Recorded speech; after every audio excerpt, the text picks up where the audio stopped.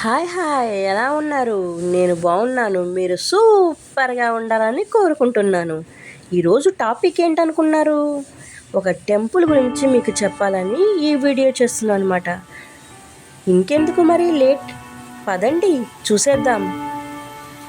రాను రాను ఆవులన్నీ కనిపించకుండా పోతున్నాయి కదండి. మనకి ఆవు కనిపిస్తే దానికి కావాల్సిన కొంచెం ఆహారం అన్నా మనకి వీలైనంతలో కొంచెం పెడదామండి. ఈ టెంపుల్ వచ్చి భీమవరంలోని వీరమ్మ పార్క్ ఉంది కదండి, వీరమ్మ పార్క్ పక్కన శివాలయం అండి. ఈ టెంపుల్ వచ్చి బాగా ఫేమస్ అండి.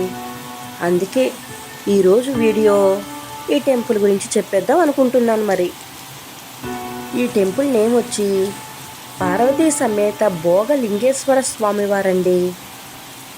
ఇక్కడ కనిపిస్తున్న భోగలింగేశ్వర స్వామి వారి టెంపుల్లో మనం స్వయంగా అభిషేకం చేసుకునే అదృష్టం ఇక్కడ కలుగుతుందండి.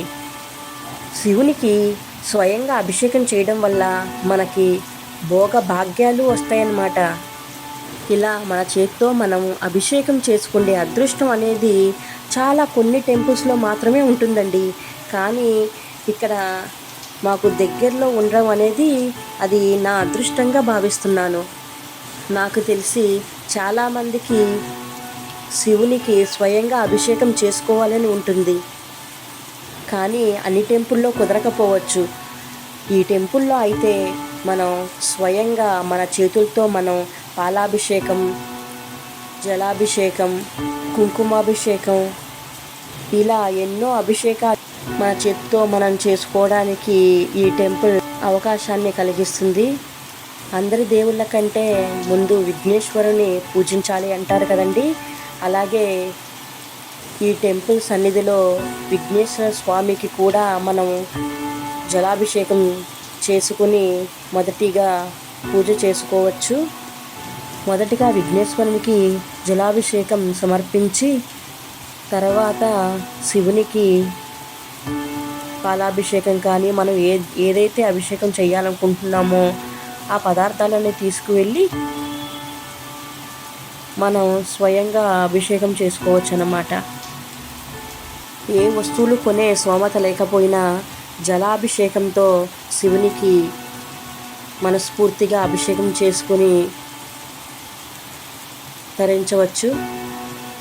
మనకు తోచినంతలో ఆ దేవునికి మనస్ఫూర్తిగా అభిషేకం చేస్తుంటే ఆ వచ్చే సంతోషం చాలా హాయిగా ఉంటుందన్నమాట. నాకు కొంచెం చిన్నప్పటి నుంచి ఆ శివుడు అంటే చాలా భక్తి. అందుకే నేను నాకు వీలైనంత వరకు ఈ టెంపుల్కి వస్తూనే ఉంటాను. అందులో మనం స్వయంగా అభిషేకం మన చేతులతో మనం చేసే అవకాశం వేరే టెంపుల్లో అయితే ఉండదు కదండి. ఈ టెంపుల్లో అయితే చక్కగా ప్రశాంతంగా మన చేత్తో అభిషేకం చేసుకునే అవకాశం ఉంటుంది. కాబట్టి నేను చక్కగా ఈ టెంపుల్కి వస్తూ ఉంటాను. ఈ టెంపుల్లో సోమవారం ఒకటే కాదండి, ఏ వారమైనా సరే అభిషేకం చేసుకునే అవకాశం ఉంటుందన్నమాట. శివునికి ఒక్కొక్క పదార్థంతో అభిషేకం చేయడం వల్ల ఒక్కొక్క లాభం ఉంటుందని ఒక పుస్తకంలో రాస్తే చదివాను.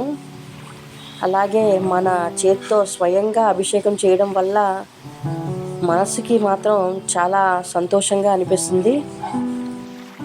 అంతేకాకుండా ఈ గుళ్ళో పూజారి గారు కూడా ఉంటారండి.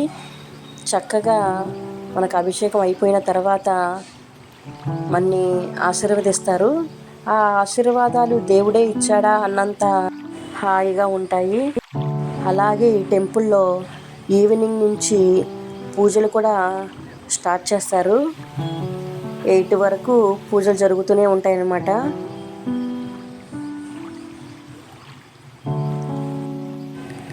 టెంపుల్ మాత్రం ఎప్పుడూ జనాలతో కిటకిటలాడుతూనే ఉంటుంది. గ్యాప్ లేకుండా జనాలు వచ్చి దేవునికి అభిషేకం చేస్తూనే ఉంటారు. ఇక్కడ పంతులు గారు కూడా వచ్చిన వాళ్ళకి వచ్చినట్టు గోత్ర నామాలు చదువుతూ ఉంటారన్నమాట. చక్కగా గోత్రనామాలతో అభిషేకం చేసేటప్పుడు చక్కగా ఆశీర్వదిస్తూ ఉంటారు.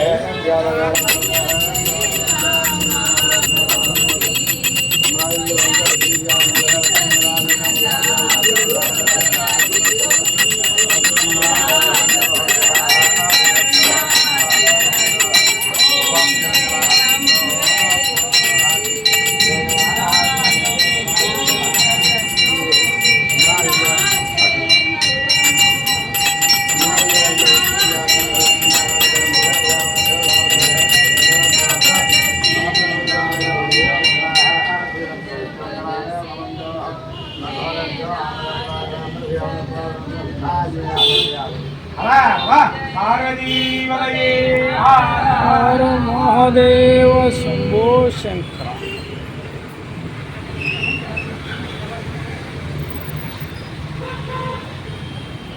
హర హర హర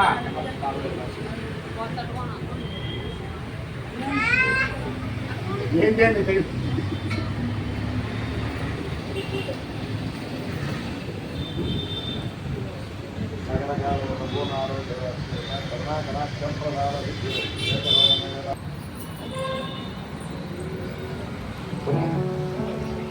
ఇందాక చెప్పాను కదండి, పార్వతీ సమేత భోగలింగేశ్వర స్వామివారని. పార్వతీదేవి కనిపించేది ఇక్కడ. పార్వతీదేవి, శివ పార్వతులు కూడా పక్క పక్కనే ఉంటారనమాట ఈ టెంపుల్లో. ఈ టెంపుల్ గురించి బోలెడన్ని విషయాలు తెలుసుకున్నాం కదండి. మళ్ళీ ఇంకొక వీడియోతో మళ్ళీ కలుద్దాం. Bye bye.